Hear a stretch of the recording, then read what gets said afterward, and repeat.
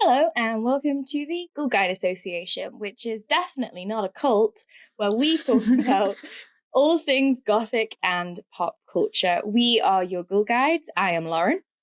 And I'm Mary. And today we are going to be doing a What to Read If recommendation episode, which is something new that we're trying out because, funnily enough, we read a lot of Gothic books.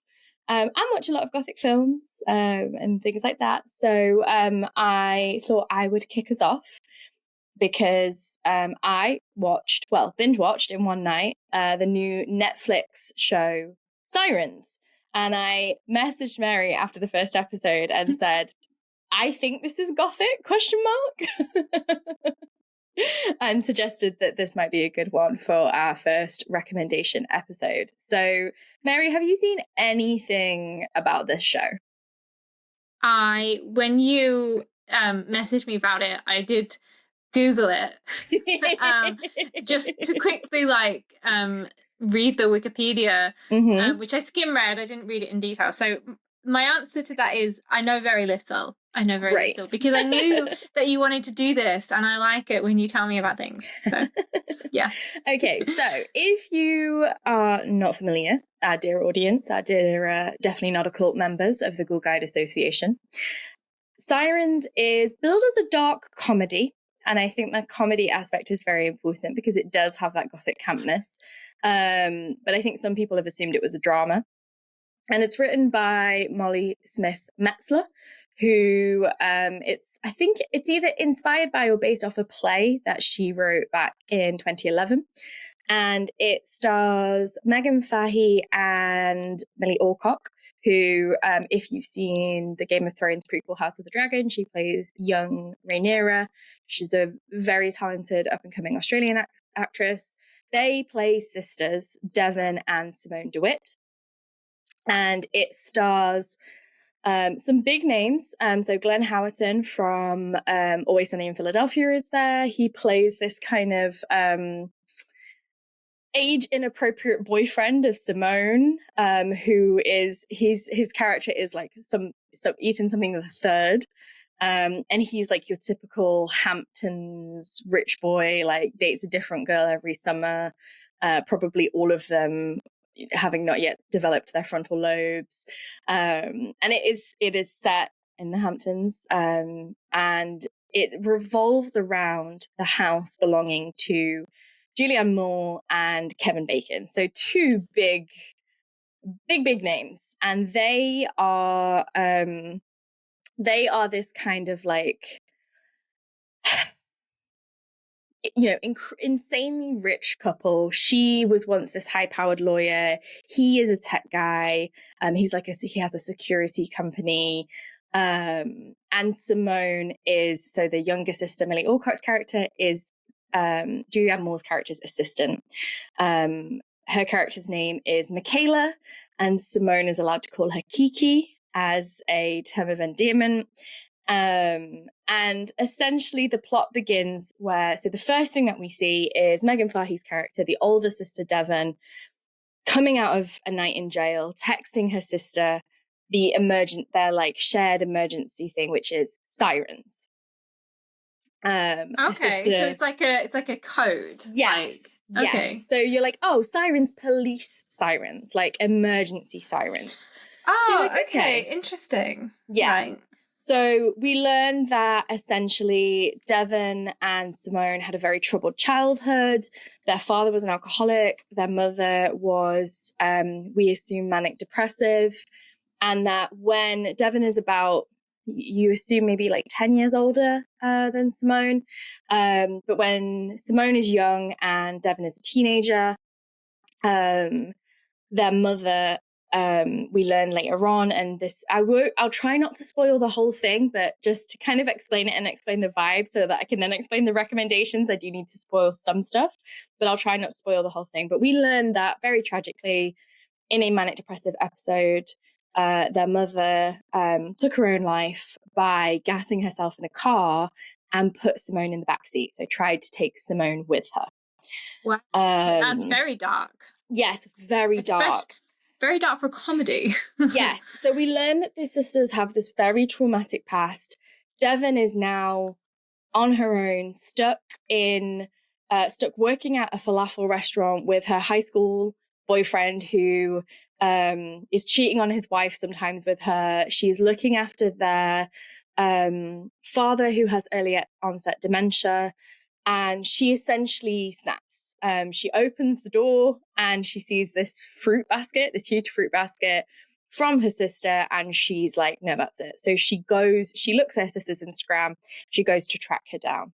And she finds her sister working in this insane mansion that they call the Cliff House in the Hamptons, which I think the area is inspired by Martha's Vineyard, which is, if you've if you've watched the Gilmore Girls, you'll know that that's like where the New York elite go to summer. So instantly, for me, as a Gothicist, I was like, the Hamptons. It's very like Shirley Jackson, and you're kind of getting this sinister vibe straight away. So Simone is she's all kind of like picture perfect hair. She's working for this woman who, she's allowed to call Kiki. They have power smoothies, and they do yoga together, and they take morning jogs on the beach. And she's living this kind of like seemingly picturesque life away from her traumatic, neglectful childhood, reinventing herself. And her sister appears, and it becomes very clear very quickly that Simone has distanced herself from Devon. You realize very quickly that Devon has her own issues with addiction. And essentially over the course, I think it's only 6 episodes, it's a short series, you have this interplay between the two sisters, their trauma, and also their relationship with Julianne Moore's character, Michaela, or Kiki. So Kiki is this ethereal Gwyneth Paltrow-esque woman. She runs a wildlife sanctuary for birds of prey. And she has this she's essentially, you find out, turned this gardening society into this wildlife preservation society. They read poetry at the beginning of things, and they say, hey, hey, as like a sort of, cult chant thing, like, hey, hey.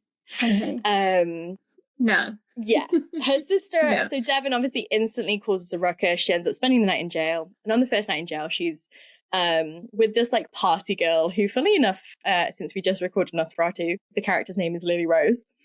And the party girl, Lily Rose, tells her, she's like, hey, do you know anything about the Cliff House and the Kells, which is Julianne Moore and Kevin Baker's character's surname. And this character, Lily Rose, is like, oh my God, it's a cult. And I would know because I was in Nexium. So Megan Fahy's character, Devon, is like, oh my God, tell me more. Like, what happened? How did you get out of Nexium? And it cuts to the next morning, and Lily Rose's character is explaining how her dad pretended to be in Nexium. The joke is that he was playing badminton or something with Keith Raniere. And that because her dad pretended to go along with it, it eventually snapped her out of it, which actually is one of the things that they tell you to do in cult deprogramming and deconditioning is to not resist it, so that they don't cut you out and distrust you. So in the first and second episode, you're presented this notion that something is wrong, something is sinister in the Kell house, and that potentially it's a cult. But then you also have this whole thing, and obviously it's called Sirens. Mm-hmm. And the title card is these marble carvings of neoclassical depictions of mermaids, sirens, sea creatures, and so on. Do you want to just explain for anyone who doesn't know what a siren is, why? Because when you were like, oh, it's a police siren, I was like, that is not what I was expecting. Exactly. Because I was thinking of the mythological siren. The mythological siren. Yes. Yeah. Do you want to kind of so the title is you assume straight away, I think, from the way that it's been marketed and from the title card, you're like, oh yeah, sirens as in the mythological creatures. So sirens usually have 2 differing depictions. They're either mermaids or similar sort of aquatic seafaring creatures who are incredibly beautiful, and they lure sailors to their death with their song. So very famously in the Odyssey, they have to pass through this area where there's loads of sirens, and Odysseus stuffs his ears with wax, and while the rest of his crew are trying to jump overboard to their deaths, to the sirens, he manages to sail the ship through. And sometimes sirens are depicted as actual man-eaters, almost vampiric. They consume the flesh, and often they have one appearance above the water, which is of a beautiful woman, and then under the water, they are these, like, you know, carnivorous, monstrous, grotesque creatures. Animalistic sometimes. Yeah, there's a really, you know, I'm wearing my Scooby Natural t-shirt. There's a really interesting episode of Supernatural where they have a siren, and they're not entirely sure what they're hunting at first, and then they're like, oh, okay, it's a siren. And this kind of monster essentially finds men and becomes what they most desire, which is often a you know, it's a woman. And then you see like these really, like, I don't know, desperate men, or sometimes just, you know, men that are cheating on their wives. You see them with like this beautiful woman. It's all the same siren, but she changes her appearance. But then you see her in the mirror, and she's like, her face is horrible, and she has like no hair, and it's like gross. The fun thing about this episode is that, like, so Dean has been like playing buddy cop with what he thinks is another like cop, who's, you know, he's having this tiff with Sam, his brother, and he's like with this cop, and they're like talking about cars and music and like drinking in the Impala and all this kind of stuff. And then it turns out that is the siren, because Dean, that's what he desires the most. Yes, yeah. Because obviously, like, Dean can get any woman that he wants, but what he wants most is a best friend, or, you know, like a brother. And I just think it's really interesting. But my point being that, like, yeah, you have this thing where it's like, on the outside, it looks beautiful. Yes. And sometimes I think they also have sirens in What We Do in the Shadows, and the sound, it's the sound that lures you in, but then the kind of creature that you see is not by our kind of beauty standards, like, conventionally attractive. Yeah. So sometimes it's like a beautiful voice that lures you in, and then it's a grotesque monstrous figure, and then sometimes you have this dual appearance. And so I, being me, go into this show being like, Sirens is obviously a reference to the mythological siren. They're on a cliff house, there's lots of shots of the water, you know, great. I'm thinking killer mermaids. Then obviously it starts and it's like, Sirens is police sirens emergency code, and I was like, oh, okay, right. But then they get to the house, the title card plays. Julianne Moore's character, Kiki, is shot specifically throughout to give this, like, siren imagery. She's frequently shot through her own reflection. So there's a lot of scenes where she's looking in the mirror and the camera is filming her reflection, not her. Yeah. There's also scenes where she's either looking at the water. There's a scene where she's in a bathtub and Devon is walking around the house and she accidentally hears her singing, and she subconsciously walks towards it and then is like, oh shit, I'm looking at my sister's boss in the bath, kind of thing. They do this thing as well throughout where they close up on Julianne Moore's face and they blur the background and they have her saying something to whoever she's talking to, where she's basically telling them, like, you are so important to me. I don't know what I would do without you. So throughout the whole show, they're using this, like, mythological allusion to the siren. But there's also this repeated idea that perhaps this is a cult, that something is going on. There are all these women. So there's these three women who crop up repeatedly. They're always dressed very similar. They talk at the same time, and they seem like your classic, like, Hamptons, they're very Stepford wivesy. And of course, there's three of them. Yes, exactly. So Devon is, like, convinced her sister is in a cult, that she's been brainwashed by Michaela, and that this isn't who her sister is.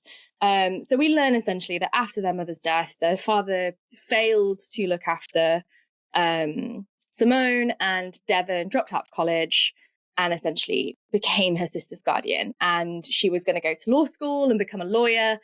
And now she's working as a personal assistant for this person.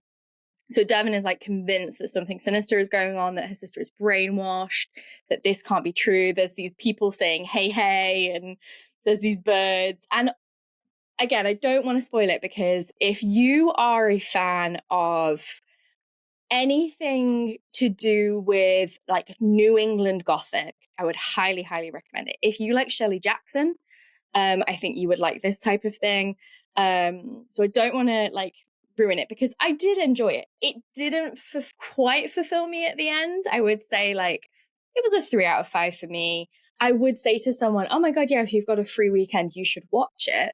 And if you're looking for something to kind of itch that, you know, just something to kind of stick your teeth into that's got a resolution, although it is a bit open-ended, then absolutely watch Sirens. But it did leave me being like, oh, I was expecting a little bit more from this. But what it does is it plays with kind of the I said to Mary, I kind of want to say it's almost Radcliffean.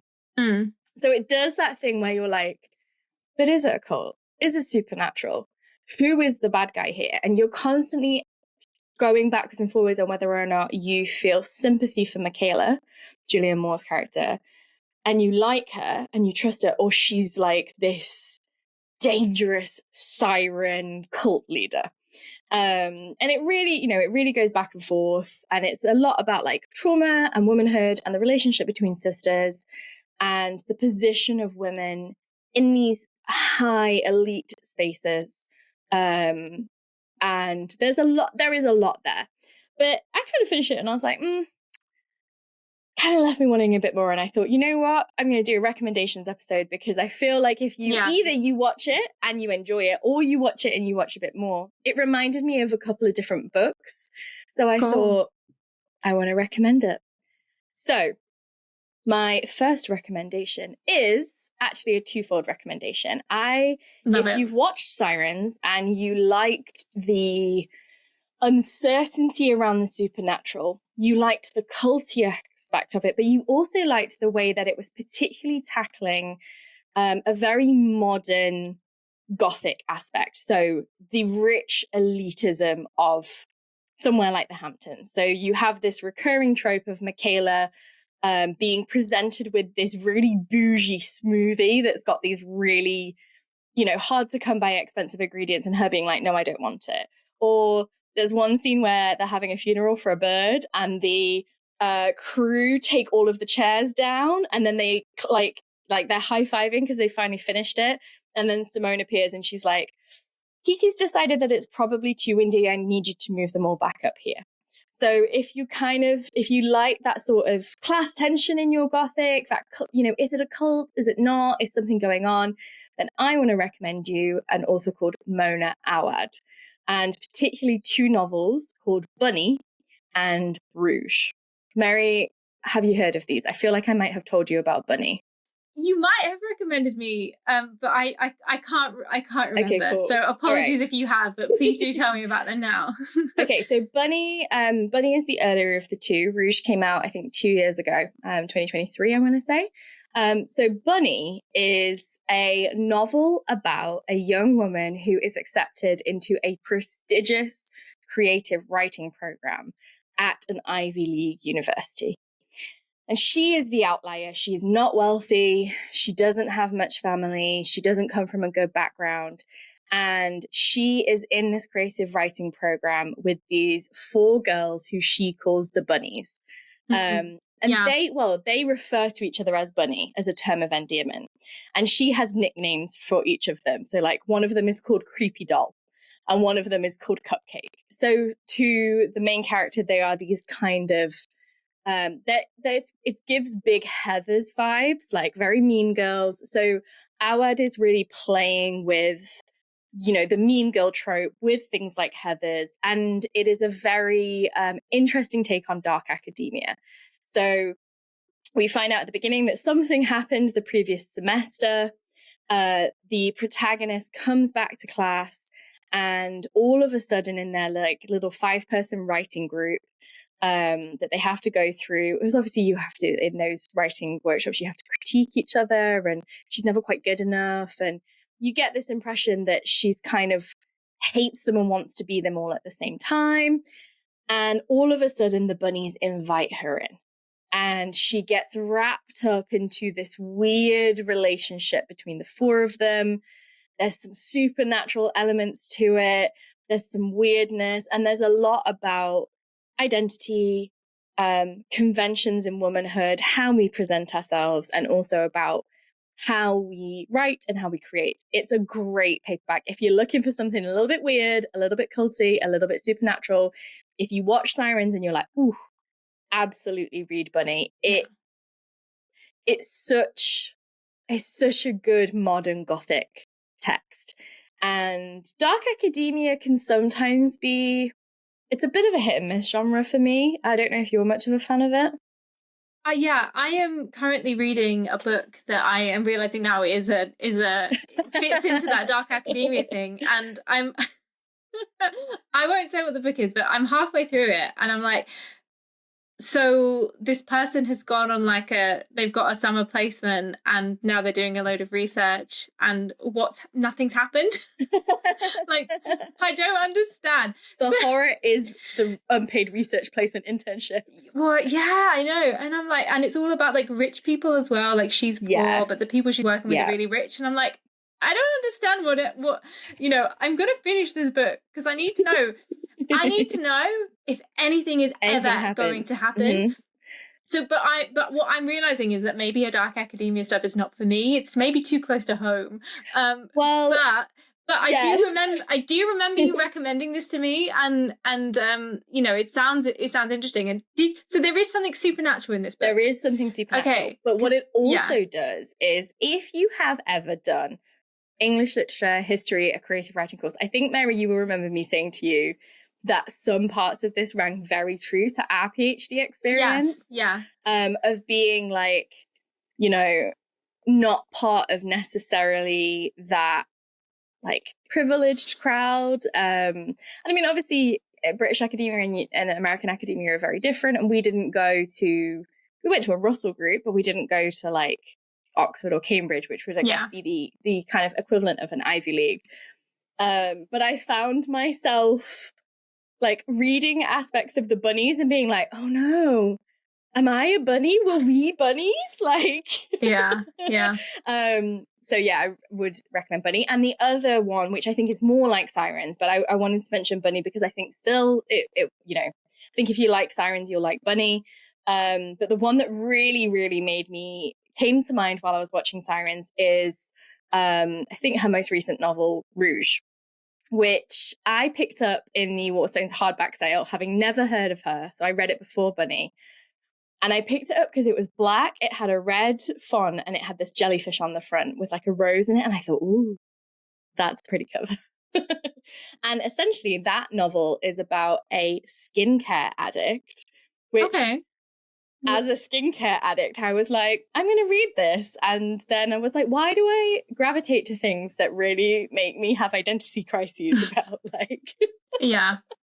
Like, why am I a fan of dark academia when I literally lived through it? But yeah, so Rouge is much more about skincare and the obsession with skincare. It is much more openly weird and supernatural than Bunny is. Essentially the plot, and I can't really tell you that much about it without giving too much away. The plot is this young woman. We think that from her description, she's probably either like half Egyptian or half Turkish. Her mother was this beautiful, aspiring model. And she has always felt like a bit of an ugly duckling, like not living up to her mother's beauty.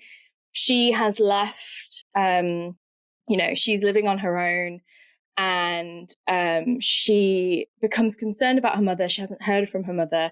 So she goes back, I think it's to LA, to find her mother. The house is empty and she's informed her mother has passed away. And she discovers that in the period leading up to her death, her mother had been going to this very elite, very hard to get into health spa. So she decides that she's going to start looking into this health spa. And in parallel with her investigations into this health spa and her obsession with skincare, which if you are a millennial woman, I feel like just the skincare bit rings so true. She also tells this story of her childhood. And again, I don't want to ruin it, but there's a whole thing with Tom Cruise. And when you read it, you'll understand. And you'll also understand why I was like, Tom Cruise, being a weirdo cult guy, is the perfect person for this role in this text. But essentially, it's a kind of supernatural, culty, weird lit take on skincare and wellness, and in a way that isn't like, oh, skincare is a cult and wellness is a cult, and if you want to do these things, like, you're a sheep, but is actually a very poignant and quite, it hits hard, but it's also funny. Both Bunny and Rouge are really funny. They're really wry. They are great uses of Gothic conventions. You're never sure, which way it's going to go. And that's something I liked about Sirens, that I was like, is this bitch a mermaid? Like, what is happening here? Like, who is she? Yeah. Like, is she?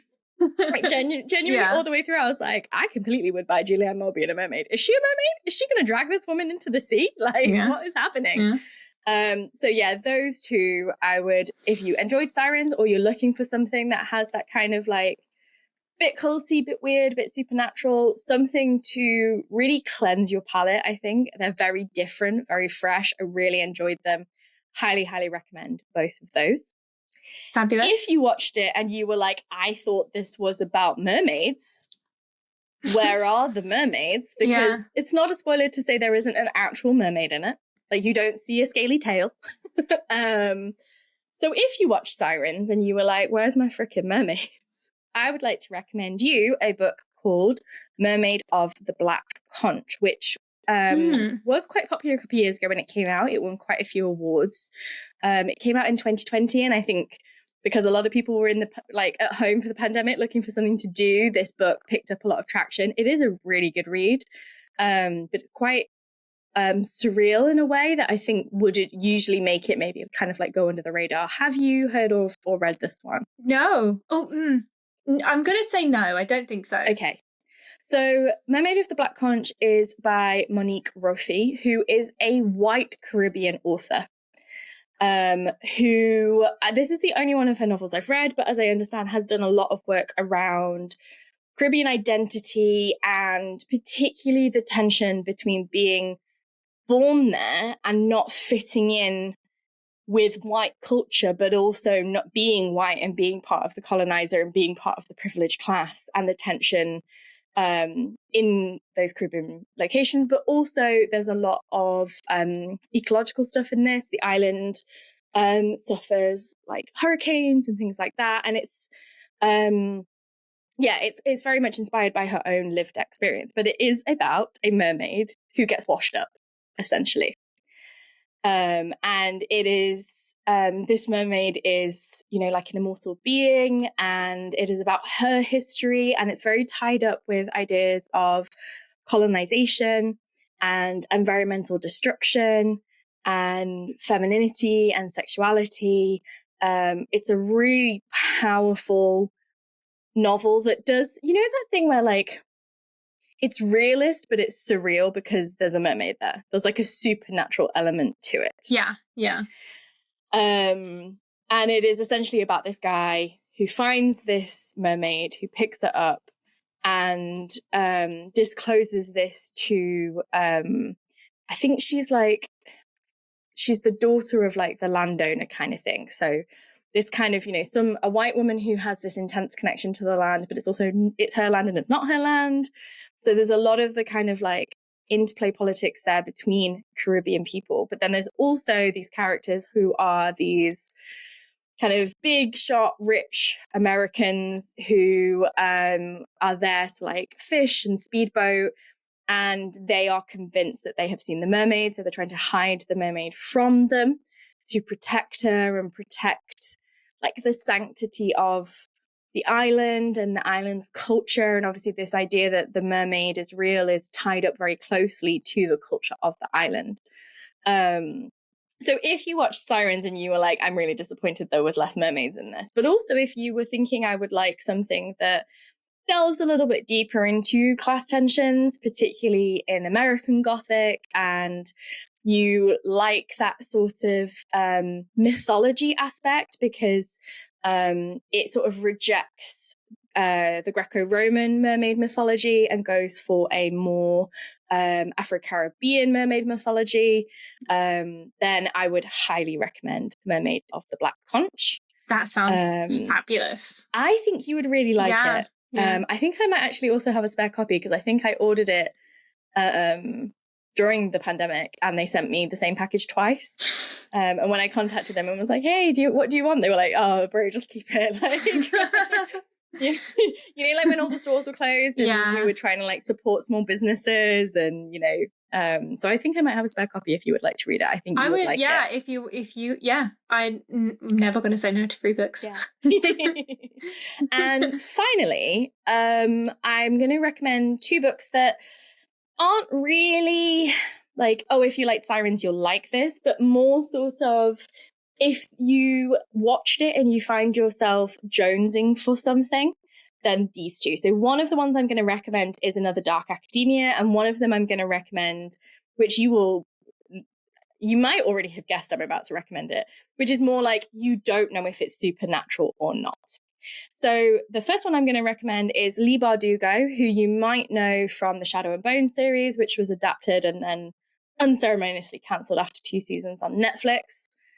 How dare they? But she's the writer of the Grishaverse series. She also has another series that is a Dark Academia series inspired by her own time. I think she was either at Harvard or Yale, but at the kind of like New England Ivy Leagues. And they imagine, so those universities are notorious for having secret societies. Yeah. And the secret societies are an extension of the clubs at places like Oxford and Cambridge. Very old, very difficult to get into, very elitist.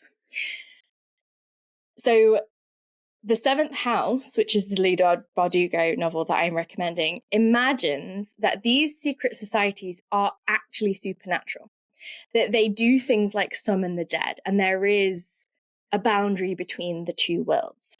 And the main character is a girl called Alex, and you find out that she, since childhood, has been able to see spirits and see demons, and she is recruited into this secret order whose job is to monitor the secret societies and keep them in check. So when the novel starts with a secret society doing a ritual, and Alex is watching the ritual take place and making sure they don't accidentally summon a greater demon into the heart of, I think it's Yale.